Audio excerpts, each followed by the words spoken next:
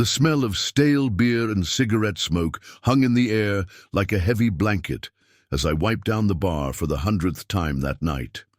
The Crossroads Roadhouse sat at the intersection of two forgotten highways in the middle of nowhere, Texas, where the desert met scrubland and civilization was just a memory in the rearview mirror. It was exactly the kind of place where people came to disappear, and for the past 2 years, that's exactly what I'd been doing. My name is Detective Alex Rivera, though everyone here knows me as just Alex the bartender. 34 years old, with enough scars to tell stories I'd never share and enough secrets to fill a graveyard. The Roadhouse was my sanctuary, my hiding place, the spot where I'd buried my old life so deep that sometimes even I forgot who I used to be. The place itself was a relic from the 1970s, all wood paneling and neon beer signs, with a jukebox in the corner that played nothing but Hank Williams and George Jones. The bar stretched along one wall like a mahogany altar, scarred by decades of bottle caps and cigarette burns. Behind it, shelves of whiskey bottles caught the dim light like amber jewels, and the mirror reflected back the faces of people who'd come here to forget their troubles. Hank Morrison owned the place, a grizzled 70-year-old who claimed he'd bought it with money from his oil wildcatting days. He had weathered hands that shook slightly when he counted the till, kind eyes behind wire-rimmed glasses, and a way of listening to people's problems without judgment. To me, he'd become something like a father figure, the only person in this godforsaken stretch of highway who seemed to genuinely care about my well-being. "You're working too hard again, son," Hank said, settling his arthritic bones onto a bar stool. It was past midnight, and the last customer had stumbled out an hour ago. "Place is empty. Go on home and get some sleep." But sleep didn't come easy for me anymore. When I closed my eyes, I saw faces from my past life. Cartel members I'd put behind bars.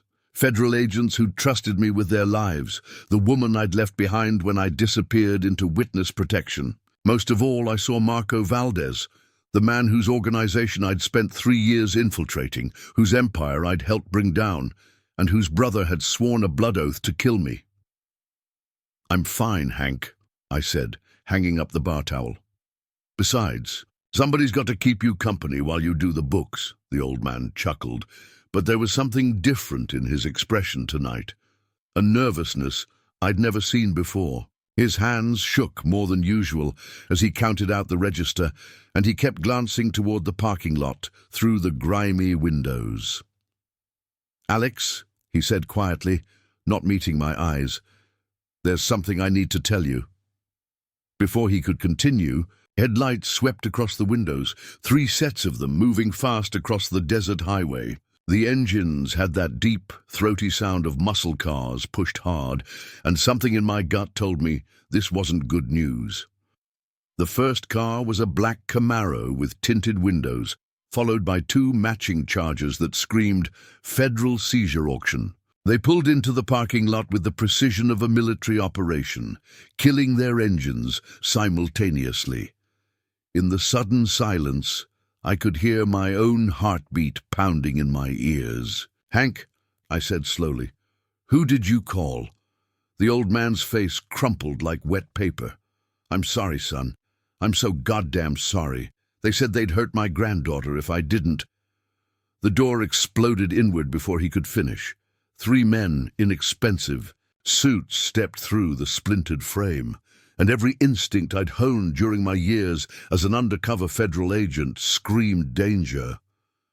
The leader was tall and lean, with cold, dead eyes and a scar running from his left ear to his jaw. I recognized him immediately from countless surveillance photos and wanted posters. Marco El Cuchillo Valdez, the knife, brother to the cartel. A boss I'd helped put away for life, and the most dangerous man I'd ever had the misfortune to know personally. "Hello, Detective Rivera?" Marco's voice was silk over razor wire. "Or should I say, Agent Rivera? I've been looking for you for a very long time. My hand moved instinctively toward where I used to carry my service weapon, but that holster had been empty for 2 years. Instead, I found only the small of my back and the weight of terrible realization. My cover was blown, my new life was over, and I was about to die in a roadhouse in the middle of nowhere, Texas. "I think you got the wrong guy," I said, forcing my voice to stay steady. "Name's Alex. I just pour drinks and mind my own business." Marco laughed, a sound like breaking glass. "Agent Alexander Rivera, FBI, badge number 2847. You spent 3 years infiltrating my brother's organization, testifying at his trial, and personally ensuring that 15 members of my family went to prison." He stepped closer, and I could smell his cologne mixed with gun oil. "You cost me everything, Agent Rivera. My brother, my business, my reputation. Tonight, I collect what you owe." The 2 men with him spread out to block the exits. One was built like a heavyweight boxer, all muscle and scar tissue, with tattoos covering his arms like a roadmap of violence. The other was smaller, but moved with the fluid grace of a professional killer, his hand resting casually on the butt of a pistol tucked under his jacket. Hank was crying now, tears streaming down his weathered cheeks. "They have my granddaughter, Alex. Little Sarah, she's only 8 years old. They showed me pictures of her at school, said they'd hurt her if I didn't make the call. If you think Hank was wrong to betray me, leave betrayal in the comments. If you think he had no choice, leave family." Don't forget to subscribe to see how this deadly confrontation ends. The realization hit me like a physical blow. For 2 years I'd trusted Hank Morrison with my life. He'd been the one person in this godforsaken place who knew something was different about me, who never asked too many questions, who let me work off the books and paid me in cash. He'd become the closest thing I had to family since going into hiding, and he'd sold me out. "How long?" I asked, my voice barely above a whisper. "How long have you been working for them?" Hank couldn't look at me. 6 months, he sobbed. I found out about Sarah, about where she goes to school. They said all I had to do was watch you, report on your habits, let them know when you'd be alone." Marco pulled out a chair and sat down at one of the tables like he was settling in for a long conversation. "You see, Agent Rivera, revenge is like fine wine. It gets better with age. I could have had you killed 2 years ago when you first disappeared. Could have sent any number of my associates to put a bullet in your head while you slept." He lit a cigarette with a gold Zippo, the flame casting dancing shadows on his scarred face. "But that would have been too quick, too easy. I wanted you to build a new life first, wanted you to feel safe, to care about something again. Then I wanted to take it all away." The heavyweight boxer cracked his knuckles, a sound like breaking branches. "Boss, you want me to work him over a little? Make him understand the situation?" "Patience, Carlos," Marco said without taking his eyes off me. "Our friend here is former FBI. He understands the situation perfectly. Don't you, Agent Rivera?" I did understand. This wasn't just about killing me.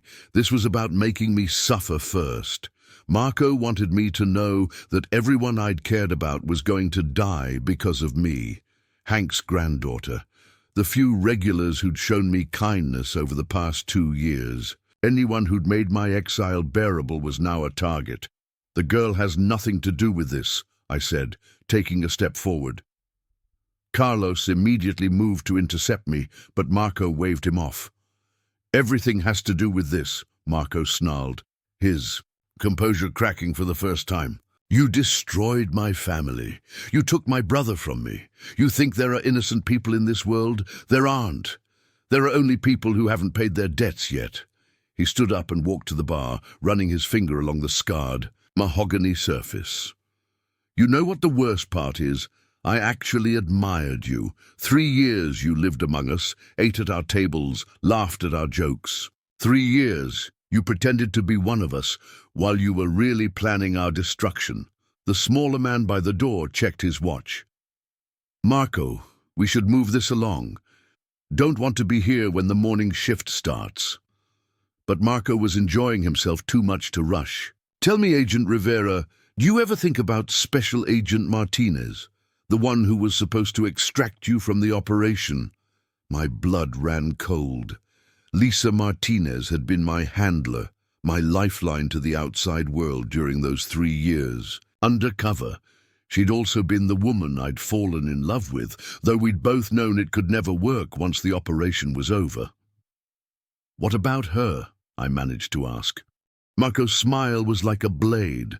"She's been looking for you, quite desperately actually. Seems she never got over losing her partner, been using FBI resources to track your whereabouts, convinced herself that your death was faked." He pulled out a cell phone and showed me a photo. Lisa, sitting in her car outside a motel in El Paso, clearly unaware she was being watched. She looked older, more tired than I remembered, but still beautiful. Still the woman who'd saved my life a dozen times during the darkest operation of my career. "She's 3 hours away," Marco continued. "My associates are watching her right now. One phone call from me, and she joins you in whatever comes after this life." "Leave her alone," I said. And for the first time since they'd entered the Roadhouse, real emotion crept into my voice. "This is between you and me. She was just doing her job. Just following orders." Marco laughed. "Where have I heard that before?" "No, Agent Rivera. She chose to help you destroy my family. Now she pays the price." That's when I heard it. Faint, at first, then growing stronger. The distant rumble of an engine pushed to its limits, coming fast across the desert highway. A big engine, American-made, with the distinctive sound of a police interceptor package. Marco heard it too. His expression shifted from predatory satisfaction to confusion, then to something that might have been concern. "Carlos, check the window." But before the big man could move, the sound was on us. Tires screamed against asphalt as whoever was driving took the turn into the parking lot at full speed. Headlights strobed through the Roadhouse windows like lightning, followed by the unmistakable whoop-whoop of a police siren. The engine cut off, and for a moment the only sound was the tick-tick-tick of cooling metal. Then a car door slammed, and heavy boots crunched across gravel. "Sheriff's Department," a voice called out. "Anyone in there hurt?" My heart nearly stopped. I knew that voice, would have recognized it anywhere, even after 2 years of trying to forget it. Because the man outside wasn't just any sheriff's deputy. It was Jake Patterson, my former FBI partner, the one person in the world who knew exactly where I was hiding and why. The question I never let myself ask was finally getting answered. Had Jake come to save me, or had he come to finish the job? The tension in that Roadhouse could have been cut with a knife. Marco and his men had their hands on their weapons, but they hadn't drawn them yet. A sheriff's deputy complicated things, even for men as dangerous as these. Killing a bartender in the middle of nowhere was one thing. Killing a cop brought heat they didn't want. But I knew Jake Patterson better than anyone in that room. We'd worked together for 5 years before I went undercover. He'd saved my life in Chicago. I'd saved his in Miami. We'd been partners in the truest sense of the word, and if he was here, it meant the situation was about to get very interesting. "Just having a drink, officer," Marco called out, his voice suddenly taking on a casual tone. "No trouble here." The front door opened slowly, deliberately, and Jake stepped into the Roadhouse with his service weapon drawn, but pointed at the floor. He was exactly as I remembered him, 6'3", built like a linebacker, with graying hair and eyes that missed nothing. But there was something different about him now, a hardness that hadn't been there before, lines around his eyes that spoke of sleepless nights and difficult choices. "Sheriff Patterson," he announced, his gaze sweeping the room and taking in the tactical situation instantly. 3 armed men, 1 terrified bartender, 1 crying old man. Professional assessment in real time. "I got a call about a disturbance. Marco's hand was still resting on his pistol, but he hadn't drawn it. "No disturbance here, Sheriff. Just some old friends catching up." Jake's eyes met mine across the room, and I saw recognition flicker there. Also relief, concern, and something else. I couldn't quite identify. After 2 years of believing I was dead, he was looking at a ghost. That right? Jake asked me directly. You having a friendly conversation with these gentlemen? This was my moment. I could play along, pretend everything was fine, and hope that Mako would leave quietly rather than risk a confrontation with law enforcement. Or I could trust the man who'd been my partner for 5 years and had never let me down when it mattered. What would you do? The best part of this story is about to unfold. Make sure you're subscribed, because the next few minutes will determine who lives and who dies. Not exactly, I said, making my choice. These men broke into private property and are threatening to kill me and several other people. The words hung in the air like smoke from a gunshot. Marco's face went dark with rage, but before he could move, Jake's weapon was up and aimed directly at his chest. Hands where I can see them, Jake commanded in the voice he'd used to control crime scenes from Detroit to El Paso. All of you, now. Carlos, the heavyweight boxer, was young and stupid, enough to think he could outdraw a trained federal agent. His hand moved toward his jacket, and Jake put 2 rounds center mass before the man's pistol cleared leather. The sound in the enclosed space was deafening, and Carlos dropped like a sack of concrete. Anyone else feeling lucky? Jake asked conversationally. His weapon now tracking between Marco and the smaller man by the door. Marco raised his hands, but his eyes were calculating. He was weighing odds, looking for angles, trying to figure out how a small-town sheriff had moved and shot like federal law enforcement. You're not really a sheriff, are you? Marco asked. Jake smiled, but it was a cold expression that never reached his eyes. Sheriff's department was good enough to give me a job when the FBI decided I knew too much about certain operations. Turns out I have a talent for keeping the peace in quiet places like this. The truth hit me like a revelation. Jake hadn't just stumbled onto this scene. He'd been watching me, protecting me from a distance, probably for months, maybe years. He'd known I was alive all along. How long have you known? I asked. Since about 6 months after you supposedly died, Jake replied, never taking his aim off Marco. You always were lousy at staying hidden, Rivera. Took me 3 weeks to track you here once I started looking. Hank was still crying, but now there was hope mixed with the tears. I'm sorry, Alex. I'm so damn sorry. They have my granddaughter. No, Jake said calmly. They don't. He pulled out his cell phone with his free hand and showed us a photo. A little girl with pigtails sitting safely in what looked like a police station, eating ice cream and talking to a female officer. Sarah Morrison has been in protective custody since yesterday, Jake continued. We've been monitoring the Hernandez organization's communications for weeks. We knew they'd found you. We knew they were coming. Marco's face went through a series of expressions: confusion, realization, then fury. This was a setup. From the beginning, Jake confirmed. Alex, meet Agent Sarah Chen, FBI. He gestured toward the smaller man by the door, who suddenly didn't look much like a cartel assassin anymore. She's been undercover with Marco's crew for 8 months. The woman I'd thought was a killer reached into her jacket, but instead of a weapon, she pulled out a badge and federal credentials. Agent Chen, Organized Crime Task Force.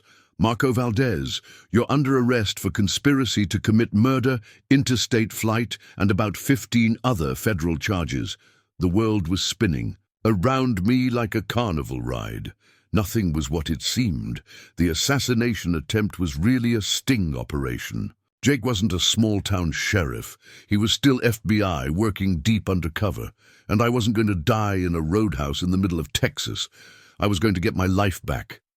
Wait, Marco said, his voice climbing toward desperation. This isn't legal. Entrapment. I was set up. You threatened to murder a federal agent, Agent Chen replied, snapping cuffs on his wrists. You broke into private property with the intent to commit violence. You brought weapons across state lines. The only thing we entrapped you into was being yourself. Jake finally lowered his weapon and walked over to me. Up close, I could see how much the last 2 years had aged him. The weight of keeping my secret, of watching over me from a distance, of living his own lie as Sheriff Patterson. "You look good," he said, and there was genuine emotion in his voice. "Healthy. I wasn't sure. How did you know they'd found me?" "Hank called me 6 months ago," Jake explained. "Said some people had been asking questions about his bartender. We set up the surveillance then, started monitoring communications. When we realized Marco was planning to move against you, we had to act fast." I looked at Hank, who was staring at the floor in shame. "You've been working with the FBI this whole time?" The old man nodded miserably. "Jake came to see me about a year after you started working here. Said you were in danger, but that he couldn't tell me why. Said if anyone ever threatened you or tried to make me give information about you, I should call him immediately." "The granddaughter, real," Jake said. "The threats were real too. We just got to her first." Agent Chen was reading Marco his rights while backup units could be heard approaching in the distance. The whole thing had been choreographed like a ballet, with me as the unknowing star performer. "So what happens now?" I asked. Jake holstered his weapon and looked at me with an expression I'd seen 1,000 times during our partnership. The look he got when he was about to tell me something I wouldn't like, but needed to hear. "Marco's organization is finished," he said. "His brother's been murdered in federal prison. Most of his lieutenants are either dead or in custody. The price on your head dies with this arrest." I felt something loosen in my chest that had been tight for 2 years. "I can go home." "If that's what you want." Jake's tone was carefully neutral. "Lisa's been asking about you. She never stopped believing you were alive."